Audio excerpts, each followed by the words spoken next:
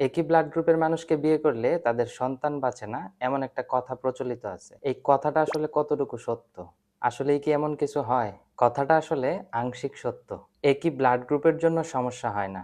সমস্যা হয় ব্লাড গ্রুপের পর যে আমরা পজিটিভ এবং নেগেটিভ বলি, এই পজিটিভ এবং নেগেটিভের কারণেই সমস্যা বাধে। একটা উদাহরণ দিয়ে বোঝানোর চেষ্টা করি।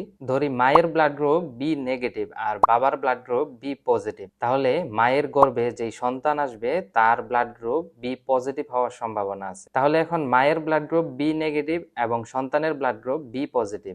এখন প্রথম সন্তান যখন ডেলিভারি হবে তখন বাচ্চার শরীরের পজিটিভ রক্ত মায়ের শরীরে চলে যাবে। মায়ের রক্ত তো নেগেটিভ, তাই পজিটিভ রক্তকে তার শরীর শত্রু মনে করবে এবং তার বিরুদ্ধে অ্যান্টিবডি তৈরি করবে।